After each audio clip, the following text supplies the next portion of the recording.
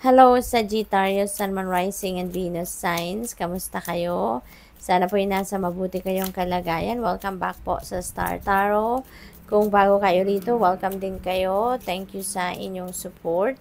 I truly appreciate it. God bless you all. Sagittarius, paunang mensahe po ninyo ay grounded. Ayan, keep to your roots and stand taller than the trees. Sagittarius, maaring ungrounded kayo sa ngayon. Kaya iniimbitahan kayo to ground yourself. Okay? So maybe you're all over the place. You are too fragmented. Ang isip ninyo kung saan-saan. Hindi kayo siguro nakakapag-focus sa ngayon. Yung ganon. Kaya yung pagiging ungrounded, that manifests sa buhay natin in different ways, no? Pag kunyari meron discomfort sa inyong katawan, ano, merong mga pananakit, na kung mga ibig sabihin nun, wala kayo doon, no, sa balanse, kaya nagkakaroon kayo ng mga sakit-sakit sa katawan, sakit ng ulo, mga ganon, or irritable, no. That is one manifestation of being ungrounded.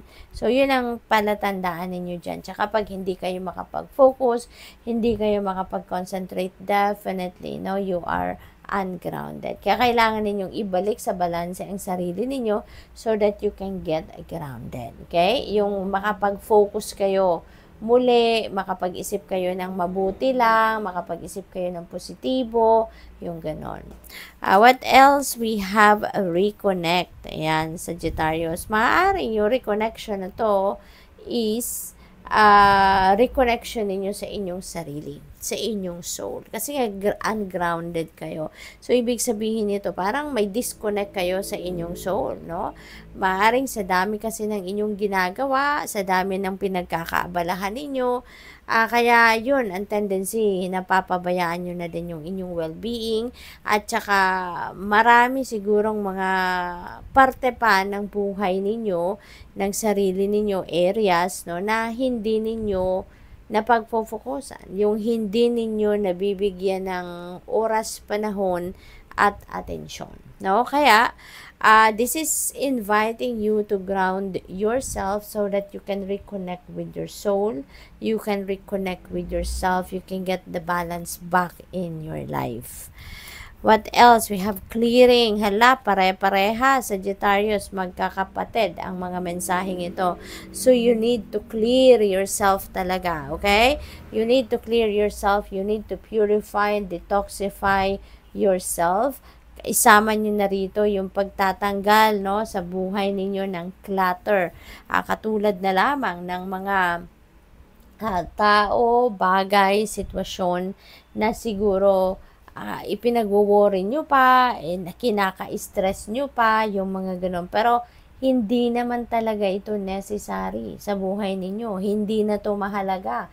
Hindi na to importante sa buhay ninyo. Kaya kailangan na ninyong tanggalin na ang mga yan so that you can make room for newness, you can make room for growth. Diba? Kung negative energy na rin naman ang hatid ng kung anumang mga bagay or sitwasyon or tao ito sa buhay ninyo, then wag nyo nang i-keep yan sa sarili ninyo. It's just taking space, no? And siguro getting your energy, diba?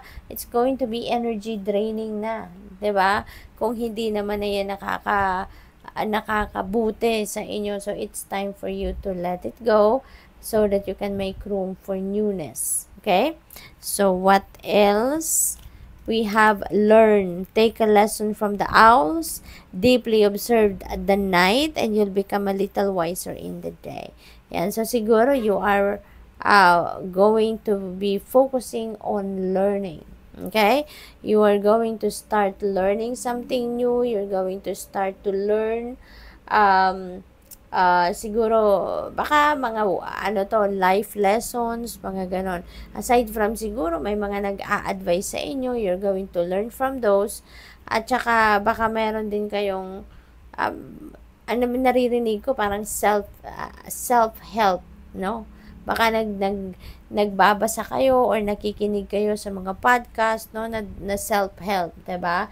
na mga podcast and self-help books, siguro nagbabasa din kayo ng mga ganon. So, probably may mga ganong sitwasyon and you are going to learn from that.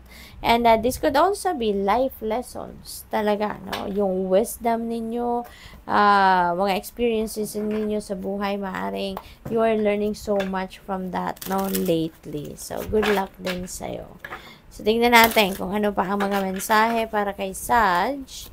We have the moon energy. Ayan. So, dito sa the moon energy, things are not what they seem to be.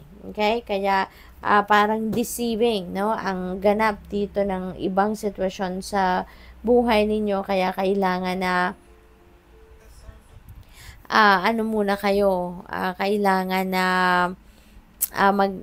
hindi muna kayo magdedesisyon, no? Kasi kung nasa decision making stage kayo sa ngayon, sinasabi rito, no, sa moon energy na now is not the time to make decisions kasi nga parang bizarre, no, ang dating sa inyo ng basehan ng inyong sitwasyon.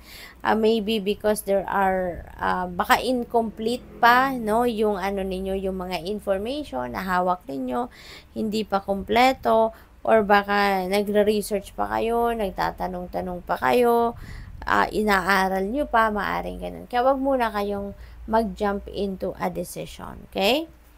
What else? We have temperance energy, patience, no? Be patient pa, Sagittarius. Huwag ninyong madaliin. Huwag ninyong madaliin ito.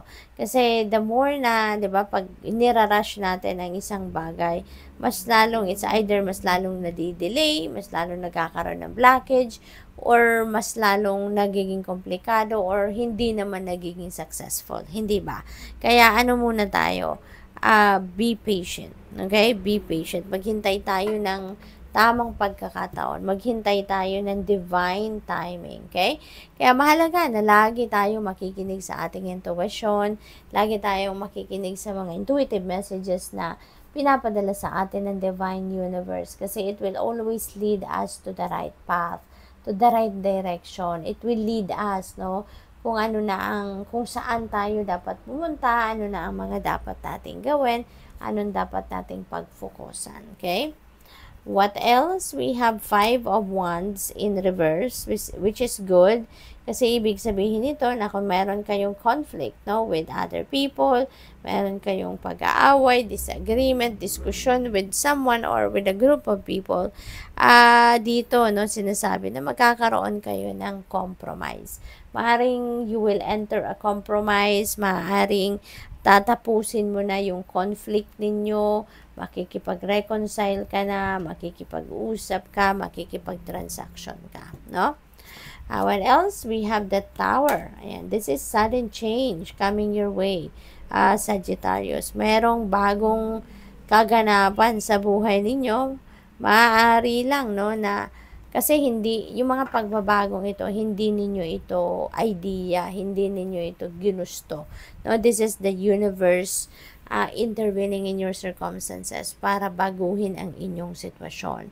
Kaya meron tayong Tower energy kasi maaring may mga sitwasyon rito na matagal na tong dapat mabago or matagal na tong dapat na binago nyo na. Pero maaring yung guidance sa inyo ng universe, baka naniniglect ninyo, hindi ninyo napapansin, ini-ignore ninyo, maaring ganon. Kaya ngayon, that the divine timing has come para mangyari na ang bagay na to, mabago na ang inyong sitwasyon. Hindi na maghihintay ang universe na kayo ba ang gagawa nito kasi nga hindi ninyo ginawa before, 'di ba? So ngayon siya na ang gagawa ng pabor para sa inyo. Siya na ang gagawa. Kaya maaring ma-surprise ka, magulat ka, ma-overwhelm ka. Maraming why sa isip ninyo, no? Kasi syempre malaki ang pagbabago, no? Baka pagpasok ninyo sa trabaho, kung sa trabaho man ito, baka magulat ka na lang, iba na yung manager natin, hindi na ako ang nandito sa posisyon na to, yung mga ganun, no? So, depende sa inyong sitwasyon, but it could be in any area of life, no? Depende sa inyo, sa trabaho, career, negosyo, ano pa ba, pamilya, relationship, it could be in any area of life. But definitely, this is sudden change happening, okay? What else? We have the sun. Wow, Sagittarius, napakaganda. See, this is also another change energy. Malaki talaga ang mga pangyayari ngayon na pagbabago sa inyong buhay. The sun is going to bring forth changes din sa buhay ninyo, pero positive, no? Na pagbabago ang mga ito. Magliliwanag ang buhay ninyo. Makikita nyo na ngayon ang mga bagay na hindi ninyo nakikita before, yung mga hindi ninyo nare-realize, hindi ninyo naiisip, malilinawan ang inyong isipan sa ngayon. So, everything will go well for you, Sagittarius, kaya napakaganda. This is also about financial, material success, success sa pagharap sa hamon ng buhay, success sa pag-solve sa inyong mga problema. This is also good fortune, good luck, yung ganon. So, good luck. Thank you for watching. Love and light. Namaste.